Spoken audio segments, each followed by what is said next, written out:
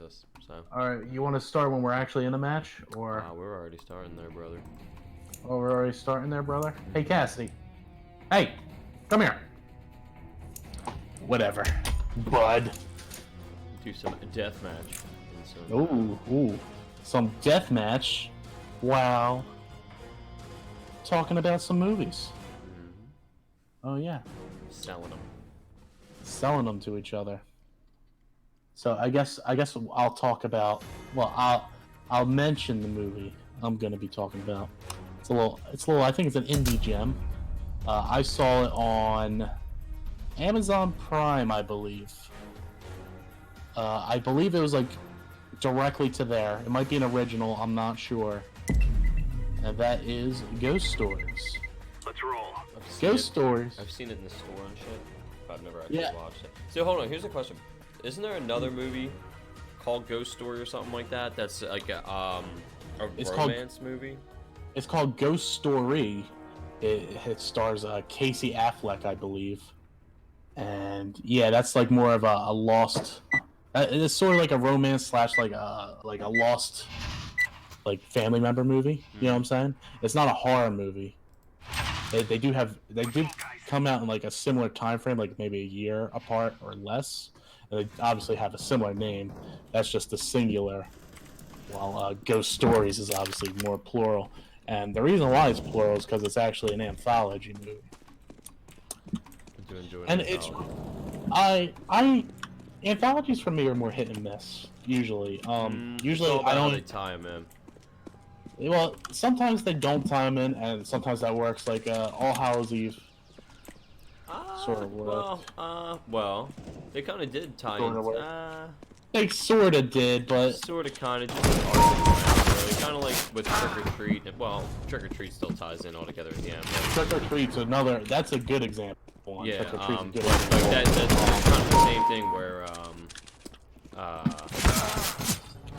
Sam's and all of them. Yeah, but I mean. But that ties in like really well at the end. So. Ghost Stories centers around like a reporter.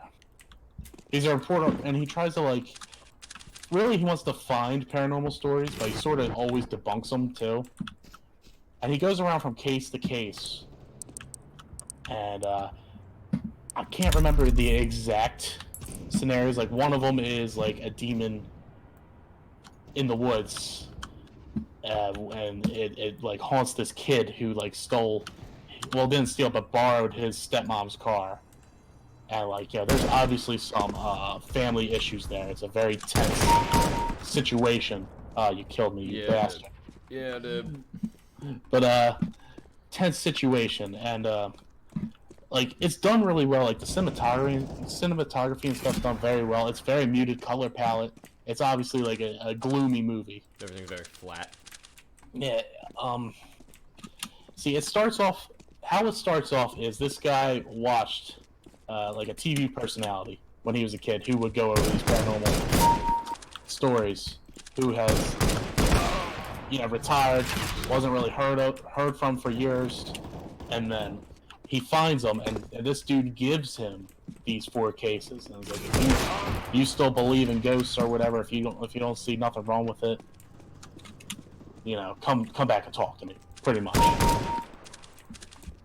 So, one of them was the kid. There was another one where it was a dude who's like a night watchman at like some sort of big building. Who like it was horrifying. He goes into a room and like this thing is touching him in this room. It's hard to describe. It's really hard to describe, but what it does well is atmosphere, and it really ties the 4 stories in together. Because the last case, it's not really a spoiler, but the last case is the case of the main dude that you're watching throughout the whole thing. And the way it ties together is very beautifully done. It's a lot of no-name actors. See, I kind of like movies like that, though. I like not being able to picture them as something else while I'm like, dude, like, if you were to put Mike Myers in a horror movie, like, all I would hear is Austin Powers. I was going to say, there is one dude that's pretty recognizable now, because he was in a pretty big movie, but they hide him very well through. And I'm not going to tell you who the actor is, just because if you watch it, I want you to see if you pick up on it beforehand. But very big into pop culture, like a character you would know of even if you haven't seen the movie, type deal. But there's only one, and he's a big part of like the last arc, but they don't give him away. Yeah. But the way it's done, it's just done real well, and how they tie the story in, and it's left sort of ambiguous and sort of like you could either look at it as that's the ending or that's the way it happened. It's sort of like a Baskin. We both watched Baskin. No, Baskin's so good. Baskin is so good. So But good. it really reminds me of that with the ending, but not in the same sort of way. It's not that it loops into eternity and he's in hell or Baskin, which I just spoiled. Spoiler alert! Spoiler alert! Are you gonna say spoiler alert after the spoiler? I don't know, man. I'm not so used to doing this. But the movie's great, and you know it helps that it is on Amazon. Simply because it's an anthology. I love anthology movies. Only because I'd like to see, like, Southbound was a really good anthology movie that I think it interlocked everything really well without having to do the whole like this is how everything locks together. You know what I mean? Like it was just really well like okay, this happens in passing, this happens in passing, this happens in passing. Now this movie I'm talking about, Ghost Stories. Like I loved it. When I saw it, I loved it. My girlfriend did not love it. But I guess it was too. She doesn't like a lot of head games in her horror, and this has a lot of like psychological elements to it. Yeah, like what the fuck is going on kind of thing. Yeah, and you know me. I mean, I like Mandy and stuff, so I like artsy. But this isn't artsy. It has a sound direction and style, but it's not like style over substance. Yeah. I really think you would enjoy it. I remember as soon as I finished watching it, I texted you like you got to watch this movie. Yeah, check it out. Like a year ago. I remember you brought it up a couple times before. How's my salesman on that movie? If you would rate me in trying to sell you this movie without spoiling too much for you. Well, it's a bias rating. Simply, I mean, you sold it to me really fast because I like anthologies. I like anthologies. Even if you like crappy anthologies like VHS. It's still an anthology. So. Yeah, it's a crappy one. Great anthology. Oh, listen. Only a third of it's good. It's not true. Oh! Thesis 05 with the sawed off. It was a solid movie. It's a solid movie. I mean, you know, you're good. You explain it well. You know, it makes me wanna see me though. I like to dumb it down when I explain movies to people. Like my movie is Haunter. That's the movie that I've told you to watch on multiple occasions. I forget it already. Haunter was a great movie because like it's almost like one of those.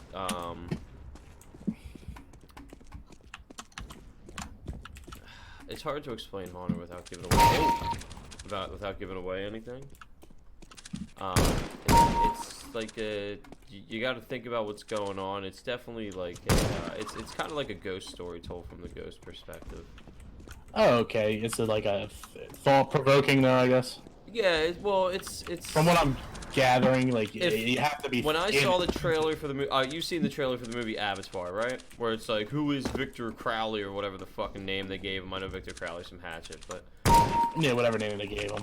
You know which movie I'm talking about, right? Where the guy's where the ghost is collecting ghosts and shit. Yeah. It's a blatant rip-off of Haunter.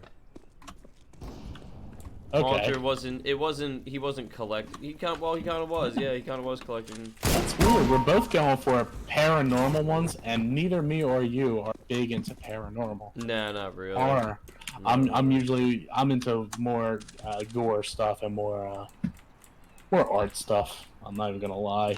More atmosphere pieces, but ones that say Finn at the end. Yeah, things with that you could see an overture in. Yeah, that movie was so tasteful. It's tasteful yet elegant. Yeah, but it's surprising that we both went over paranormal movies. I guess that speaks to just how we feel about these movies. Haunter's a hard sale because you really can't give too much of that away. Well, tell me more about just the movie mechanically. Well, like, how's it look? It's shot really well. It's actually like I'm not a big cinematography guy, but like it's the colors in it are really good. The colors change over time. Like you can definitely it gives that like you from the second you start it, just off of the colors and the feel of the movie, you can tell something's off. Something's not right. Sort of like Mandy. Yeah, kind of. Not to that extreme, but yeah. Let's talk about Mandy. Let's talk about Mandy. All right, man. That movie is just a wild ride of just what the fuck. See, that is an Anthony movie. Mandy is an Anthony movie. Yeah. You know that like I hate saying my name in the third person like that, but like if I were to categorize it, that is like a movie. Enjoys that. I enjoy that a lot, but I like the stuff like directors really going into it, like color schemes and stuff like that. It's just interesting to the eye, and I understand people don't like it because the first half is slow.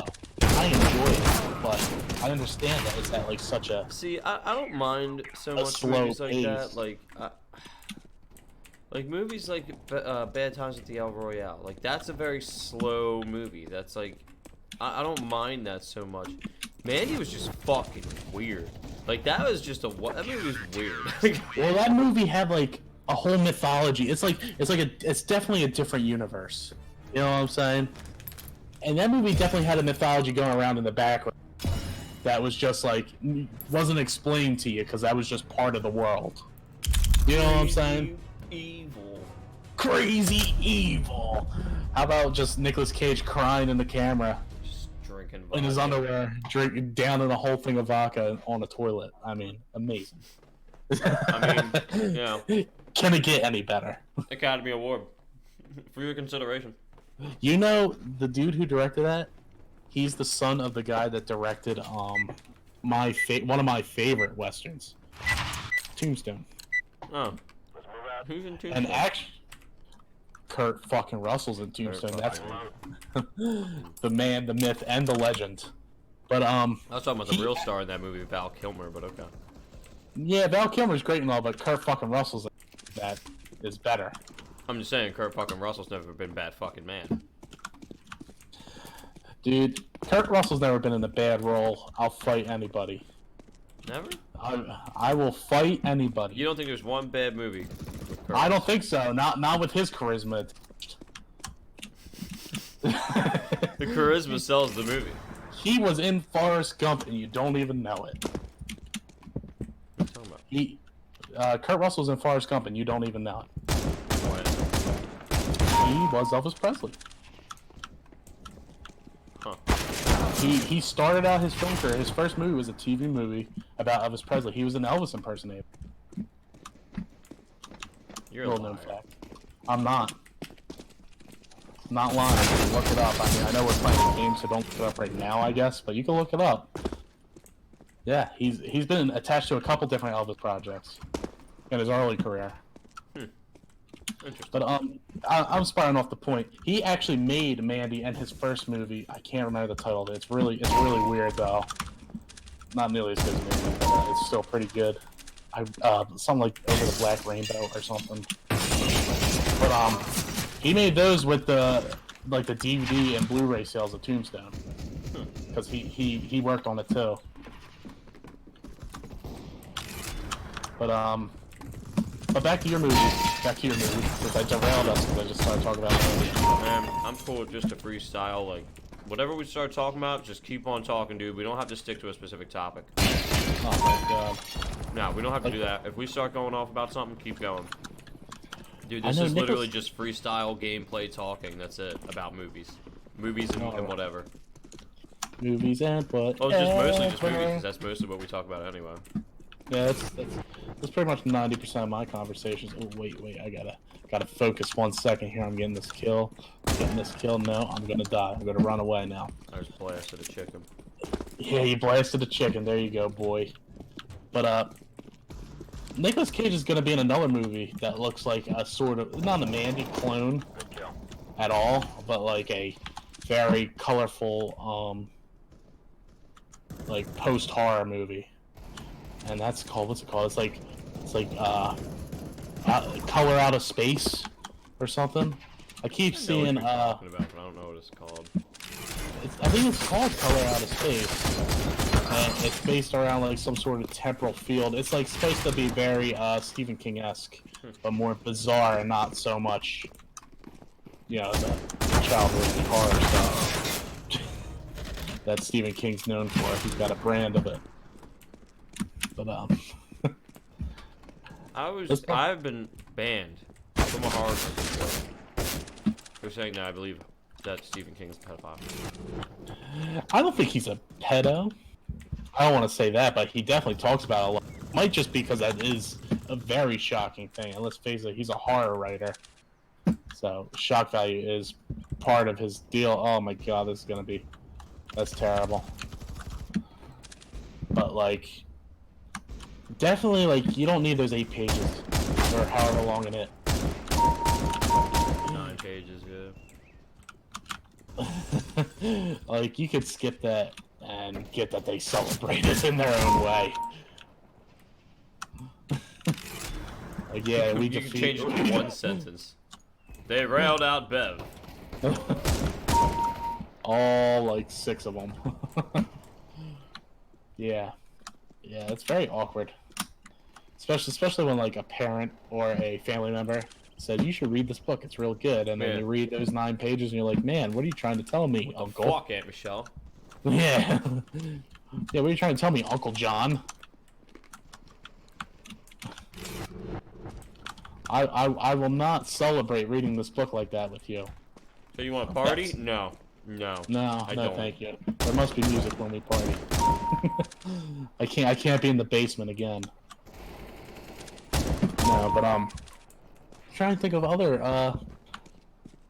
like obviously we're both excited for It Chapter 2 since we're talking about it. Oh my god. I mean I am, but I gotta be honest with you. I'm not as excited as I was for the first one. Well, here's my thing, and this is true for me in the book, the original It, and you know, It Chapter 2. Well, I don't know It Chapter 2 yet, but I'm saying the remake is the first half's better of the story. Yep. The kid stuff's better, and well, it's because you don't know what he is yet. It's like when we talk about Creep 2. Like I know you like Creep 2 more. Oh, I like it more, I personally think the first one was better because you didn't know what the hell was going on with this guy. You know what I mean? Like you didn't know if he really was a serial killer, if he was a bullshitter, like. And I still don't consider that movie a jump scare movie. I could see how people say, but I think it's more atmosphere. But my thing with Creep 2 is the whole unreliable narrator. He is the unreliable storyteller of his story, you know? Like, I find the scene where he talks about his first kill to be more impactful. Because he's telling you this story, and he could be lying to you the whole time. About this dude that picks him up, ties him up, says he's gonna kill him in the woods. Or kill him in the middle of nowhere and bury him and no one will ever find him. He breaks free and kills him.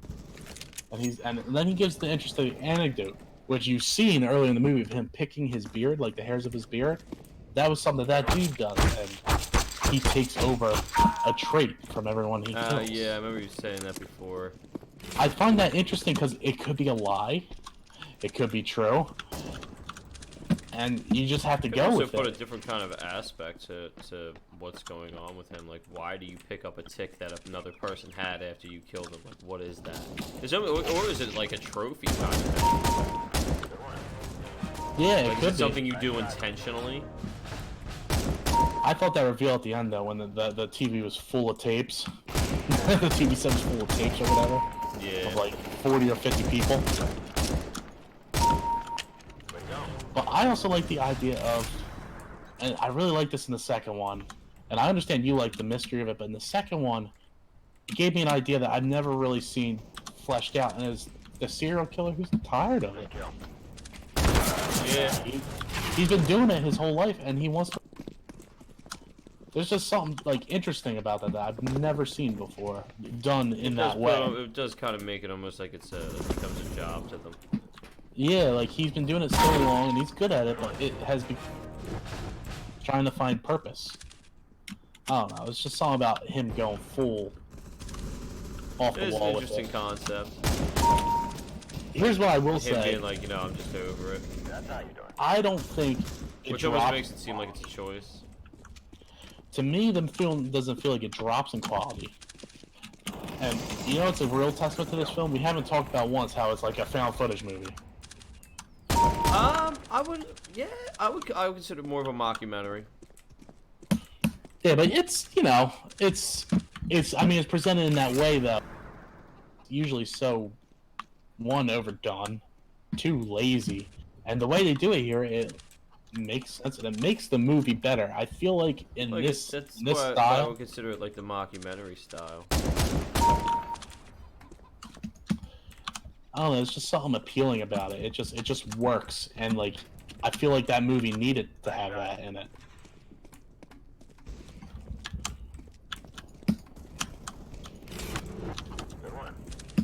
Man, there's a lot of people not playing this game. There's a lot of people not playing. They're just like chilling. I'm literally running around like, oh, this guy's not playing. Free kill. This guy's not playing. Free kill. Yeah, I just got my second or third knife kill. Nice. Some people just stand still. Oh wow. But then you'll get spawned into like a group of enemies. Yeah. Then you'll feel like you're just trash at the game again.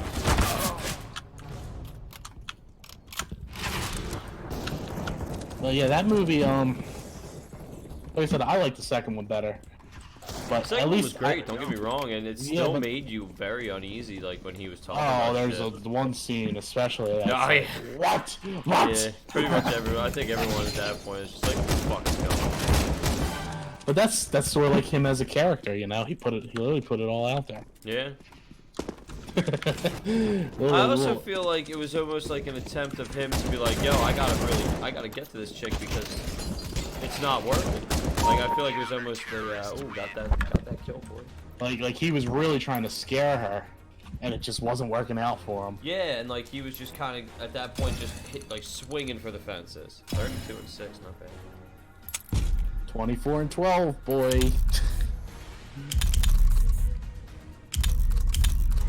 Yeah, but at least you could say that movie, it didn't drop in. Like you could say the first one's better, but you could say it's not because the second one was an incompetent film. Not at all. Not at all. Second one was just as good as the first. I just enjoyed the first one more. Because like I said, that mystery of what the hell's up with this guy? Who is he? What is he doing? What's going on? You know what's great? Watch them back to back. Mm-hmm. That's how I showed my girlfriend them. We watched them back to back. And I mean, she really loved it. She really loved it. I was surprised because this is when we were first dating, so this was a weird movie, And she really loved it. Really loved it. And everyone should watch it. I mean, it's on Netflix, both of them. I believe they're considered Netflix originals, or if not, that's just where they are. They're basically free to watch. They're great movies. Great movies. And it's funny because like the guy who plays him, Mark Duplass, he's not even like, I don't think of him as a horror actor. He was in that show The League, and he's in a lot of romantic comedies and stuff. Well, it's like Jon Favreau. Well, Jon Favreau's in so much, man. But I mean, he started out in Friends. I believe that was like his first role. He was Monica's billionaire boyfriend in Friends. That's how he started out. And now he's got a Quiet Place. Oh, you're talking about John Krasinski. John Krasinski, that's it. I'm sorry, John Krasinski. I was about to say, Jon Favreau is the dude that's doing the Star Wars show. And he just directed The Lion King, and he did the first 2 Iron Mans and stuff. John Krasinski, yeah, he's someone I think, so like Jordan Peele was a comedian, Jordan Peele, I really like Jordan Peele. I do. Don't get me wrong. I just hate all the discussion that comes with them, and the fact that people can't just understand that they're very Twilight Zone-esque movies with Yeah, some social commentary, but who fucking cares, man? Who fucking... that's one thing I can't stand is like, oh, he said in this message with his movies, I refuse to watch it. Like, what? So what? He's got an audience. Spike Lee has an audience, too. And everyone loves Spike Lee. Yeah, I mean, I'm glad that, Us didn't have, like, the same ending. Because it could have easily had the same ending as Get Out. Yeah. You know? Like, Get Out was a movie when it came out. Yes, it had a very political ending. But it was one of its kind. It was the first of its kind. The way well, it wasn't the first, but you know what I'm saying. It was definitely like a social horror movie, socio-political horror. It was a throwback type of horror to, like I said, like Twilight Zone kind of thing. Well, that's why. I mean, that's why he's the clear winner. That's why he redid the Twilight Zone. Obviously, he's invested in that. Yeah. Like you know, he does that, right? He helms the new Twilight Zone series. Yeah. Yes, I do know that, but what I'm saying is... No, I was just saying, like, it's because obviously that's what he was influenced by. But, I just feel like he does a style that's kind of dead. It's almost like a classic horror style. Well, you know, I think it is. I mean, say what you want about the political standings in them. It's definitely gutsy to full face take that stand. You know what I'm saying? Because you're basically dividing your audience. Yeah. A lot of horror movies are very safe and by the numbers. Well, a lot of movies in Now general. they are. Yeah, that's what I'm saying. Like, now they are. But, like, he definitely at least has a stand, and he's not willing to...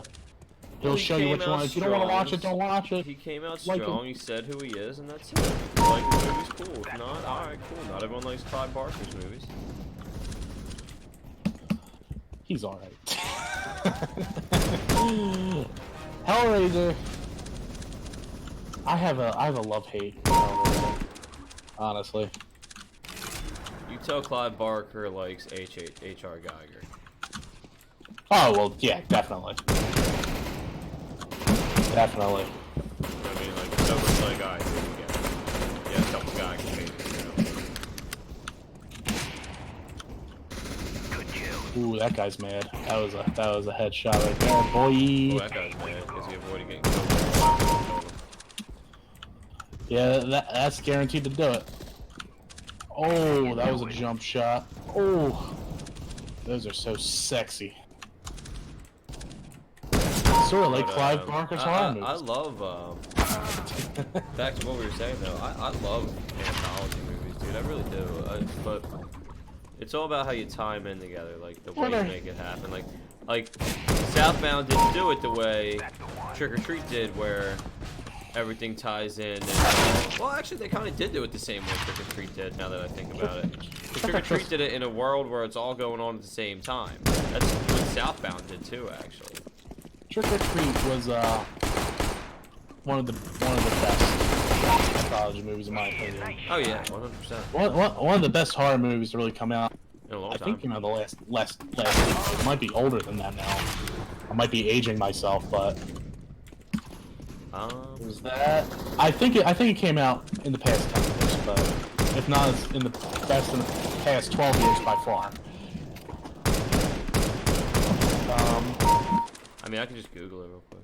Yeah, you could just Google it, but that's not the point. The point is, it's one of the better horror movies that I've seen in a while. Definitely surprised, because I don't know, I think it had a limited run in theaters. Yeah. A lot of people saw, that was like a Redbox movie, or Redbox movie. A lot of people got that in Redbox. That was like the #1 Redbox movie for like 6 months. Was it really? Yeah. Or some ridiculous thing like that, yeah. Especially in the horror category. It's just it nailed the formula for a Halloween movie. And also, I was just about to say that I would say that that's a better Halloween movie than Halloween. When it comes to Halloween as the holiday. When it comes to being a Halloween movie, yes. When it comes to being a slasher movie, no. Yeah, no. I'm not arguing that point either. Oh, we played with Elon Musk yesterday.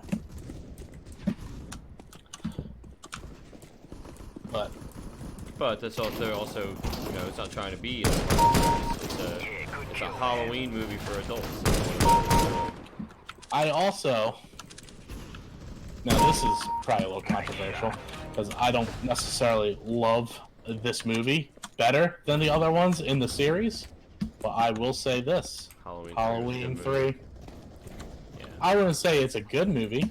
I would say it's a better seasonal, like holiday Halloween movie than the other ones on the list too. When it comes to celebrating the holiday. Yeah, I think it's a matter not in of how I terms of feel movie. about. I think I feel the same way about. With that, I think I feel the same way I do as The Strangers 2. I think The Strangers 2 would have been a great movie if it wasn't sold as a Strangers movie, because it was not the same thing. It's totally different.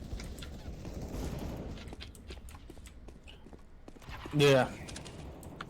Strangers 2 is totally 100% a different That, movie. that movie was like one of my biggest disappointments. Oh yeah. I had such high hopes yeah. too, because the first Strangers movie was so good. We waited so long for it.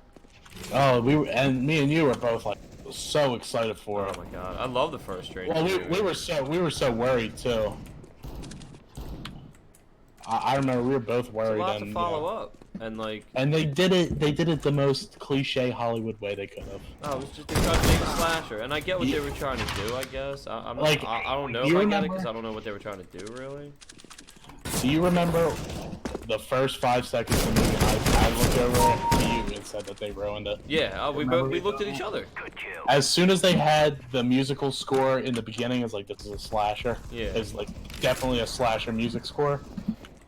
We were both like, I remember I leaned over to you and I'm like, this is gonna be a slasher. This ain't gonna be what we want. Nope. And it sucks too because The Strangers was such a good movie, and I was really. It's underrated too because people love and hate it. Like it's like one of those movies There's people that think it's hate. one of the worst movies ever fucking made, man. They I don't do. understand that. I can see when people say like it feels like they did a lot of no, but that's why I liked it. They toyed with them. They were deranged people. They could have easily killed them the entire time. But wow, that's amazing. I just saw a bot switch to a knife to kill an AFK player. That's so realistic. Shit. Holy shit. But that's one of those movies like people said like nothing happens in it. That's the whole point. And yeah, the whole point is that they're it's like glorification of the act. Like they want to do this. They're deranged people, and this is like fun to them. I don't know. It's maybe just because I read into what the killers do and stuff more so than other people. Other people Like just I sort of said, want to see it happen. Up. It wasn't just, hey, I'm here to be dead. It actually built up to what you wanted to say. Yeah. Although the times where you're like, oh my god, is he gonna do it now? Is he gonna do it now? Is he gonna do it now? Although I do think a big misstep is the last frame of the movie when she screams. Ah, when they wake her up. That was lame. She should have just been dead. You know what I'm saying? Damn, Wow, did I do good that match? Yeah, you went 3rd place. I had 38 kills. Yeah. That's the most kills I think I ever had. Yeah. I'm over here like, yo, dumb cunt.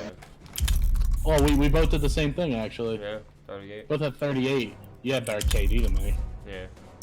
But I think the Strangers was a great movie. It had good jump scares and it had good atmosphere, which is hard. Yeah. I like the moment when he accidentally kills his friend. You mean Dennis? Yeah, Dennis. Yeah, Dennis. I keep forgetting that that's Dennis.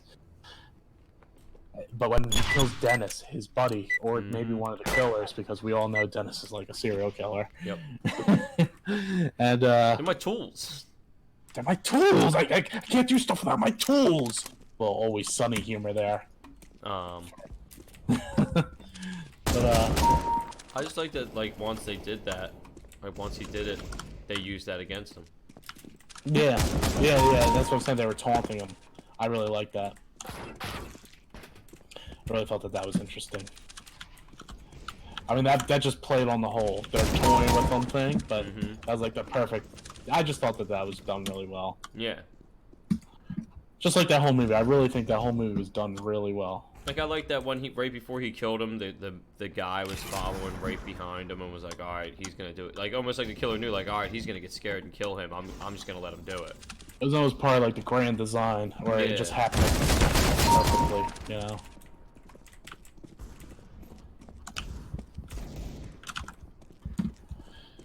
I really appreciate that. It's a good movie. That's like I don't know. I guess it's a taste. I don't know. I don't think that movie's an acquired taste at all. Actually. Well, I know it's definitely divisive. People either love it or hate it. Yeah. I think People it's one of the best movies in a long time. I'll tell you what, I would kind of like to see, as stupid as it is, because I'm usually not about the whole, like, oh, let's do this to appeal. I would like to see more movies like, Hush. Not Don't Breathe, because that movie was so boring. I didn't even finish it, it was so boring. I finished it. That was actually the first time I was dating my girlfriend. My current girlfriend. Because we dated for a bit, a couple years ago. And it didn't work out or whatever. But the first time she came to my place. First time she ever came to my place, and I had that movie, or my dad rented it or something. Like we had it on like for a day or something, and we watched it. And we were both like, that was just trash. Because it was. It's one of those movies where talked about being the scariest movie ever. And it was an action movie. You know what I'm saying? It wasn't even a horror movie. It was like it was a thriller. And I like a good thriller, don't get me wrong. But like, I don't like it when they disguise a thriller to be a horror movie. That's the new pitch now, is that this people couldn't sleep, people threw up. It's like in the 70s when they had that movie pitch, just remember, it's just a movie. Keep telling yourself it's just a movie, like it's the same marketing ploy. Like It Comes at Night was another one of those movies that did that. Oh my god. Mother was another one. And I liked Mother quite a lot, just because it was overly allegory. It was definitely a very biblical movie, and it was done in an interesting lens. But It Comes at Night, like I could appreciate that it was done well, like shot compositionally, and like it was tense. But it was also a lie. It just felt like a lie when I was watching it. Yeah. It felt like they were trying to trick me with the trailers, and they succeeded.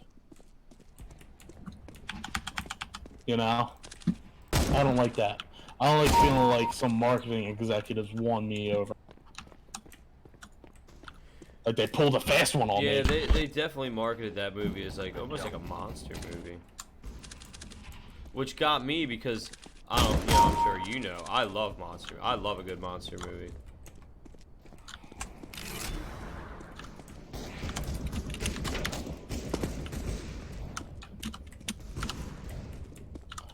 I don't come out one kill here. Oh. Oh, I came out both of them. I was about to take that. And then I died. I came out both of them, that's all that matters. That was hard fought. Anyway, did you see me like just lighting up the room there? I came like, in as you were finishing up. And a bunch of people were shooting at me, and oh my god, that was a rough little segment. That would have been terrible to record, because we all look terrible in it. But, I don't like feeling like some dude that puts together a trailer and fooled me into thinking the movie's a horror movie. It's not like it subverted the horror movie genre. It fooled me, and I was pleasantly surprised. I thought I paid money for one thing, and really I paid money for another thing. Yeah, it came off like a monster movie, then it came off like a virus movie. And then all the jump scare stuff that they put in the trailer were all dream sequences. Yeah. All 5 of them. Yeah. And it all happened like all at once, too.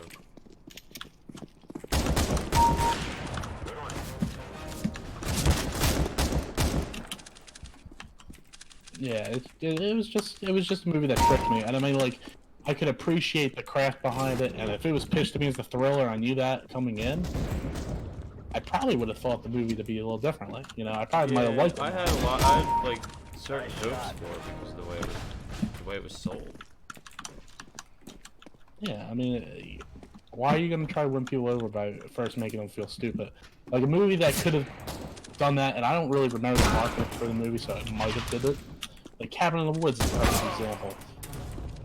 You know, remember the marketing for Cabin in the Woods. Well, I know behind the scenes it was actually filmed years prior, and then it was shelved to never be released. But because Thor came out and Chris Hemsworth was a semi-big actor, this was before he even blew up. You know what I'm saying? He was like a bigger actor. They put it up. I don't remember if it had I don't remember if it was in theaters or if it was a direct to DVD affair. But that's a movie like they could have tricked me to see it, and it was still a horror movie, but it was something different, you know. And I would have been fine. You know what? I do remember Cabin in the Woods, kind of just leaving it up that like I'm not really sure what it was.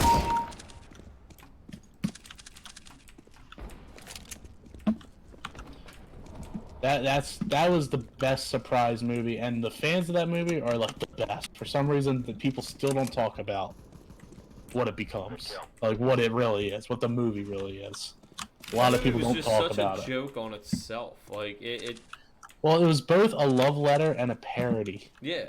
Of horror. That's what I'm saying. Like it was a huge joke on itself. It was so self-aware, but it did it so well. Plus, you know, Marty. Oh, my man. My man Marty. One of the best. One of the all-time greatest. Definitely one of the all-time greatest stoners. It was so self-aware, and it didn't take itself serious, but like it had good. But like the monsters were good. And there's a lot of them too. Yeah. There's a lot of them. Like that scene with the elevator. Mm-hmm. Was amazing. They had a unicorn in Yeah, they did. They had like 15 Evil Dead references. Yeah. Like, you ever look at what was on the board? Like the bet board, like all the things, and then all those things sort of pop up in the movie, or at least a majority of them do. What? On the gambling board, when they're like, what are they going to pick? You know, when they're in the office.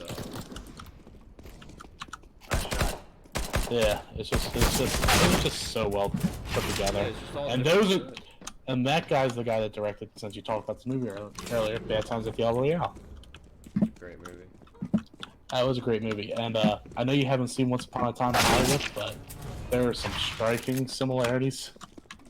Especially when it comes to literally two songs. Two songs from that movie where it was in Once Upon a Time in Hollywood. They're like two weird ones. Like it's almost like a crazy coincidence. Like that they're both in the same movie. But Once Upon a Time in Hollywood was better. It was better. Maybe it's because it had Kurt Russell. I don't know.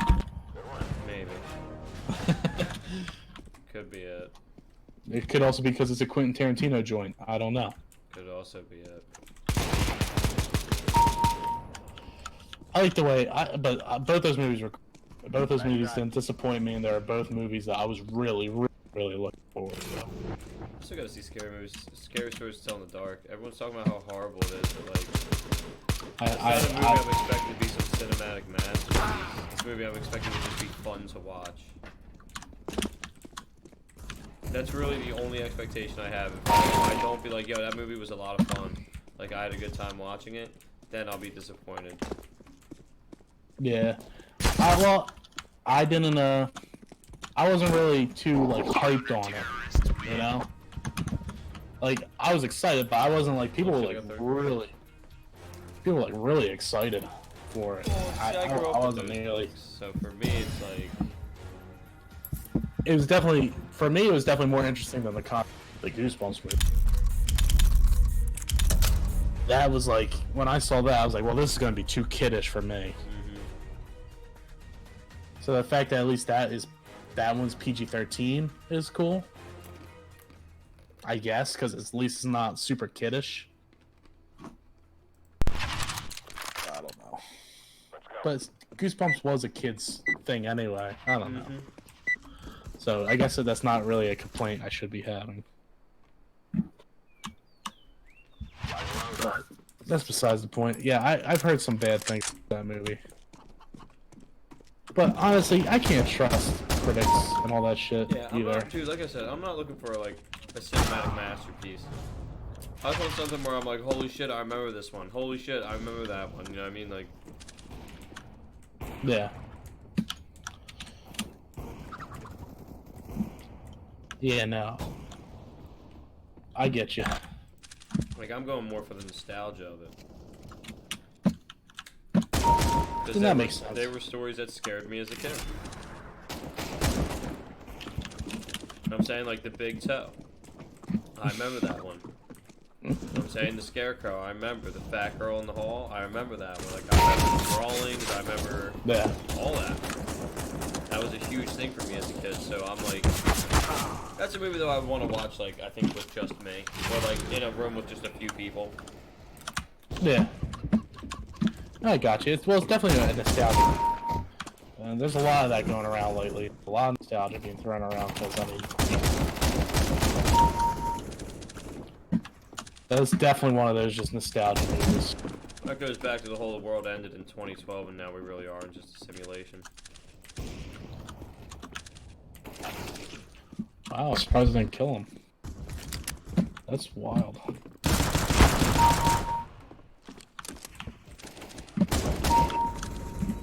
Maybe it did end. Who knows? It's all simulation. I just think there's always been nostalgia movies. Yeah, for us it was different because we didn't know what they were. Yeah. Yeah, we didn't know that they were selling to this group of people who are fans of this thing. You know? Like the original people, when I think of the original thing, I think of the 1984 movie. But really, it's a remake of a movie from the 50s. And, like, that was definitely a nostalgia bait. And people hated it at first. People hated that movie when it came out. It had negative reviews when it came out. They said it had no substance to it. That it was just blood for sake of blood. You know? And now look at it. It's toted around as one of the best examples of horror ever. Yeah. Yeah, it's always thrown around in the top 10, top 20 list for horror movies. I mean, those don't necessarily mean anything, but well, I mean, I think it's one of the best ever. I mean, it's one of the best horror movies ever, in my opinion. That's just general consensus.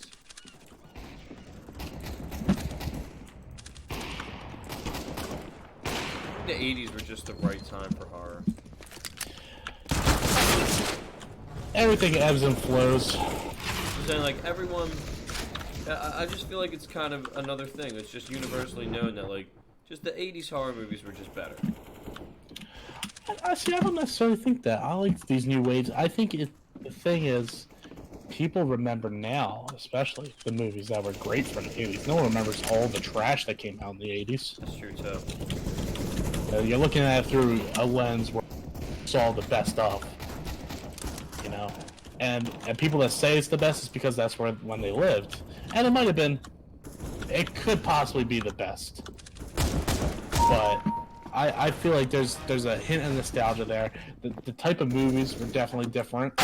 Slashers were the big thing. Yeah. And let's face it, slashers are like some of the easiest horror movies to make. Mm-hmm. They just are. You got a simple formula. You don't really have to stray from the formula to still be a great movie. You know? Like now it's all about atmosphere, aesthetic and atmosphere, and it's definitely a lot. I feel like it's harder to make because it's a lot of like using things in framework and not necessarily just throwing a camera up and doing a thing. Yo, Drew. Yeah, why? The tip on my game said, hey, But, sometimes your opponent is just having a really good day. Like brother hacking. we'll see 10 years from now. I want to see where horror goes from now, though. You know what I'm saying? I wonder if it'll go back to a 2-year, sort of like how it was in the 80s. Because like everything's so serious right now.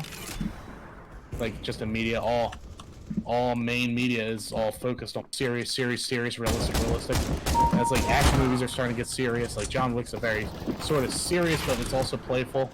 But you know what I'm saying? Like a lot of action and horror and everything is based on a more serious and grounded point of view. And I want to see if it eventually goes back to being ridiculous. Get out of here.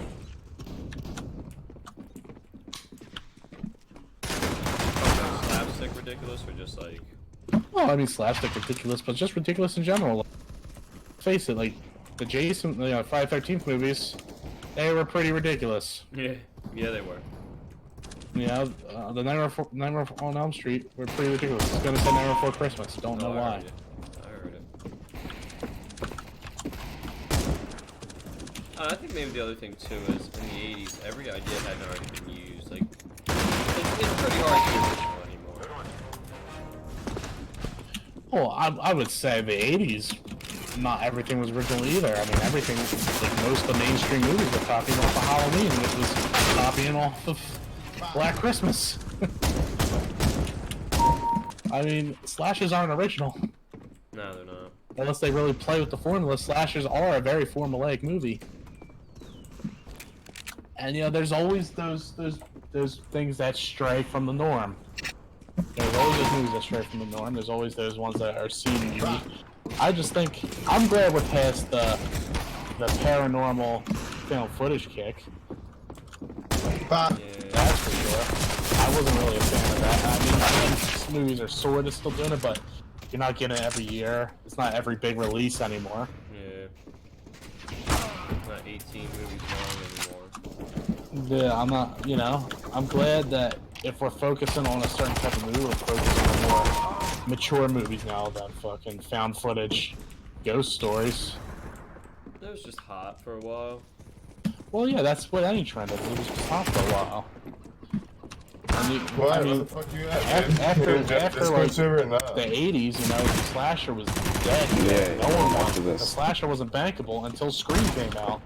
Yeah, that's the thing too, is people don't give, as stupid as it sounds, Scream needs more credit because it did pull the slasher genre out of the shitter. I don't care what anyone says. It revived it entirely. That is Amanda's favorite movie. It completely, it revamped slashers in a big way. I don't give Scream enough credit, and I know I said that it revitalized, but when I think of great slash movies, for some reason I never put Scream up there. I love that movie. It should be up there. It really should be.